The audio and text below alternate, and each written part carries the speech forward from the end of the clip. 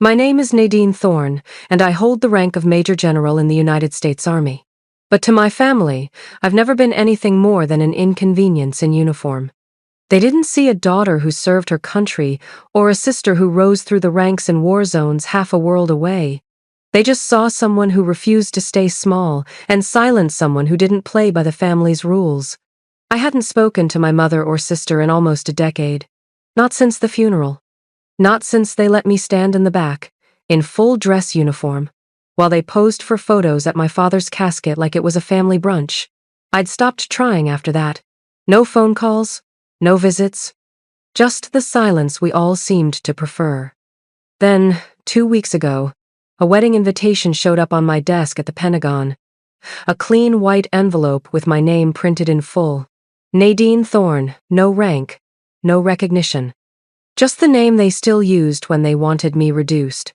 The return address was my mother's house in Virginia. And the event? My younger sister Emily's wedding. She was marrying a man named Gavin Rowe. That name alone made me freeze. Captain Gavin Rowe. A soldier I once pulled out of a collapsed safe house in Syria. I'd dragged him through burning rubble with shrapnel in my leg and smoke clawing at my lungs. I still have the scar. I stared at the envelope for a long time. My aide thought it was a joke. The others in my office didn't know what to say. But what got me wasn't the invitation, it was the handwritten note tucked inside, penned in my mother's immaculate script. Please behave. That was all it said. No greeting, no warmth, just a warning, like I was a threat to the pageantry. I didn't RSVP. I didn't call. I simply booked a red-eye flight and arranged for no one to pick me up. I didn't go to be celebrated. I didn't go to reconnect. I went for one reason: to be seen. Not in a dress, not with a smile painted on. I went as myself, as the daughter they disowned, the sister they mocked, the soldier they tried to erase. What I didn't expect was for the groom to salute me before the ceremony was over. And when he did, when he called me ma'am in front of 100 guests and introduced me by my true title, my sister's smile collapsed. That was the moment they stopped calling me a disgrace. That was the moment they remembered exactly who I was. The wedding invitation sat on my desk for 3 days before I touched it again.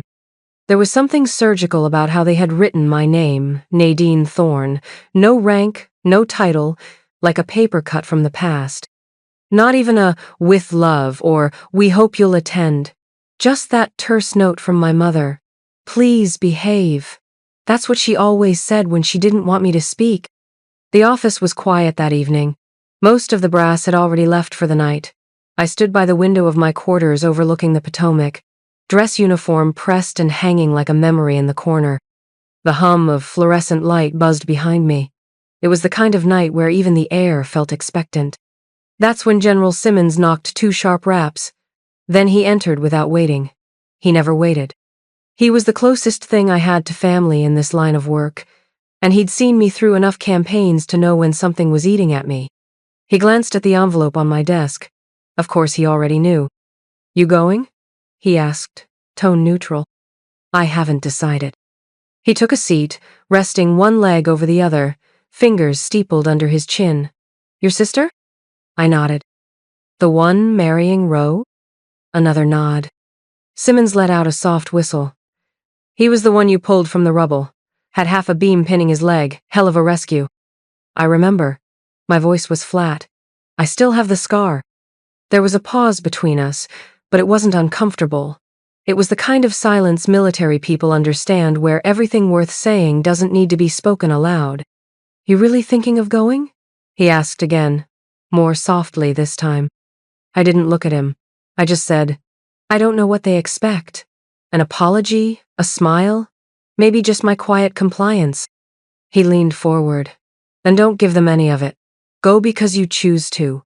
Go because you earned the right to stand in the room and not flinch. I let that sit for a moment. Then I nodded once. That night, I booked a red-eye to D.C. under a civilian alias. I wore civilian clothes. I told no one, not my driver, not my aide, not even Simmons when I left. The flight was half empty. I chose a window seat and paid extra to keep the other empty. The stewardess offered me champagne after noticing the insignia on my carry-on. I asked for water. Somewhere over the Midwest, I closed my eyes not to sleep, but to steady myself. I wasn't going into combat, but family. That's a battlefield with no maps. The plane landed early, before dawn. The terminal at Reagan was quiet, nearly antiseptic. I cleared security in minutes, my military ID slicing through bureaucratic layers like a blade. I didn't wait for baggage. Everything I needed was in one carry-on, and the uniform folded neatly inside. As I stepped outside, the morning hit me hard. Virginia in spring was always disarmingly beautiful. Blossoms on every street corner. Cardinals flitting between branches, like nature's apology for everything else that hurt. I rented a car. No driver. No escort. Just me and the road I used to bike down when I was 12, and still thought my mother's silence meant she was tired, not calculating. When I reached her house, I didn't knock right away. The shutters were painted recently. The lawn was trim, everything in its place, a shrine to appearances. When the door opened, Barbara Thorne stood there in cream slacks and a stiff blouse that probably cost more than my entire duffel bag. Her hair was pulled into a perfect twist. She looked me over with all the warmth of a customs officer. "I see you got the invitation," she said. "I did. I hope you remembered to pack something appropriate." "I brought my uniform." Her nostrils flared just slightly. "Please don't cause a scene, Nadine. This is Emily's day." I looked her in the eye, voice even. Then maybe she shouldn't have invited the disgrace of the family. She didn't respond, just stepped aside and let me in. It was starting already. The house hadn't changed. Same lemon polish on every surface. Same chandelier in the foyer with a bulb out, like it was daring anyone to mention imperfection. Even the silence felt rehearsed, like a soundstage waiting for cameras. Emily wasn't home when I arrived. Thank God for that. Barbara led me to the guest room with the casual coldness of a hotel concierge. "We're keeping it simple," she said as she opened the door. "Rehearsal dinner tomorrow. Ceremony the day after. We'll need you dressed and seated before the guests arrive." "No processional for the family?" I asked lightly. She paused. "You're not part of the wedding party." "Of course not." The room was immaculate. Beige carpet, white linens, a single hydrangea on the nightstand like a peace offering that hadn't been agreed upon. I placed my duffel on the floor, hung the uniform still in its garment bag, and didn't bother unpacking. I wouldn't be staying long. That evening, the rehearsal dinner took place at a private country club overlooking the Potomac. It was the kind of place where smiles were manicured, and every table had name cards printed in elegant cursive. Mine simply said, N. Thorne. No rank, no title, not even Ms., just the initial. It sat at the far end of the table, near the server's entrance, where the draft from the kitchen kept the air moving and the wine rarely reached. I pulled out the chair and sat quietly. The room buzzed with light conversation. My mother hovered like a stage director, adjusting napkins and wine glasses. Emily walked in 15 minutes late, dressed in ivory silk, glowing like she'd swallowed every spotlight in D.C. She barely looked in my direction before greeting our uncle with a squeal and a laugh that landed like a slap. They toasted her with sparkling rosé. "To family," someone said. "To Emily and Gavin," said someone else. "To new beginnings," Barbara added, her eyes flicking toward me but never landing. No one mentioned me. No one said, "Welcome back, Nadine." No one asked what I'd been doing for the last 9 years. The only acknowledgement came from a retired colonel seated 2 spots from Barbara. He squinted at me, tilting his head. "You look familiar," he murmured. Barbara leaned in quickly. "Nadine's doing security consulting now, overseas, lots of travel." "Security?" he asked, eyebrows raised. Emily chimed in, grinning. "She guards important doors. We think." The table chuckled. My eyes dropped to the salad fork. Polished, symmetrical, harmless. I didn't say a word, but when the colonel looked back at me, his expression shifted. "Weren't you Afghanistan? 2011? Operation Spearpoint?" I held his gaze. "Yes, sir." He opened his mouth to say more, but Barbara touched his arm. So, about the dessert options. I looked down again and took a sip of water. It tasted clean and cold. Even in that room, where everything was staged, something had cracked. They didn't say it yet, but they were beginning to remember. The morning of the ceremony arrived with too much sun. Emily had chosen a colonial-style church on the edge of Old Town Alexandria. It looked like it had been lifted from a postcard whitewashed brick. Wrought iron gates, stained glass windows casting pastel light through the foyer. It was beautiful and curated, everything in its place. Except me. I arrived early, as instructed. My mother's voice echoed in my head. Be discreet, blend in, no statements. I wore my full dress blues anyway. Not to provoke, but because I had earned every ribbon, every bar. I wasn't going to dim myself for anyone. The moment I stepped into the foyer, I found the seating chart. Names printed on thick, pearlescent cardstock. Table numbers listed beneath like VIP codes. I scanned the chart once, then twice. No Nadine Thorne, no General Thorne, no anything. Then I saw it bottom right corner, scribbled in pen like an afterthought. Table 12, fire exit. I almost laughed. It was so on brand I could have framed it. Barbara breezed past me moments later, a blur of beige chiffon and forced warmth. You're at 12, she said, not breaking stride. It's quieter, for everyone's sake. I didn't reply. I walked into the sanctuary and took my place near the back. The pews filled slowly, all chatter and perfume and pearls. Bridesmaids fluttered. Cameramen snapped, posed candids. Gavin stood at the altar, polished and unreadable. Our eyes met. For a moment, I thought I saw something flicker recognition. Maybe regret, but it passed too quickly to catch. Emily made her entrance with the theatrical grace of a woman who'd been practicing for this her entire life. The guests stood. The music swelled. Everything about her sparkled. And me? I remained seated. No one noticed. When the priest invited immediate family to come forward for a special blessing, I stood by reflex. But before I could move, Barbara's hand brushed my arm light, but firm. This moment isn't about you, she whispered. Her voice was sweet, almost maternal. Almost. I looked at her, then at the altar, then at my sister kneeling next to the man whose leg I had once stabilized with a field tourniquet and half a prayer. I sat back down. The blessing moved on without me. Later, in the reception hall, I found my table tucked behind a floral column near the catering door. My place card read N. Thorne in tiny script. The napkin at my setting didn't match the others. The waiter skipped me when pouring wine. I requested a glass. He checked his list and shook his head. Non-drinking guest. I didn't correct him. I just poured my own from the bottle left, unattended at the next table. Across the room, Emily twirled and posed. Gavin stood at her side, always one hand resting lightly on her back. Neither of them looked at me. But I had a feeling that was about to change. The microphone caught the light like a weapon. Emily stood at the center of the ballroom, champagne flute in one hand, the mic in the other, glowing under the chandeliers like she was born to be worshipped. Her wedding dress shimmered with every movement. She didn't just smile, she commanded. To love, she said sweetly, voice ringing with well-rehearsed charm.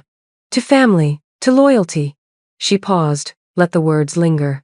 And to surprises. There was laughter, light and polite, until she turned toward my table. Even my big sister made it, she said, lifting her glass. All the way from wherever she's stationed now. Still guarding those mysterious doors, I suppose. A few chuckles scattered across the room. Emily's smile widened. Let's give a round of applause for the quiet sentinel in our lives. More laughter, warmer this time. Some uncomfortable glances, but no one stopped her. Then Barbara added her own line, voice crisp and cutting. She may be the family's shame, but at least she showed up on time. That broke something. The room tipped with amusement.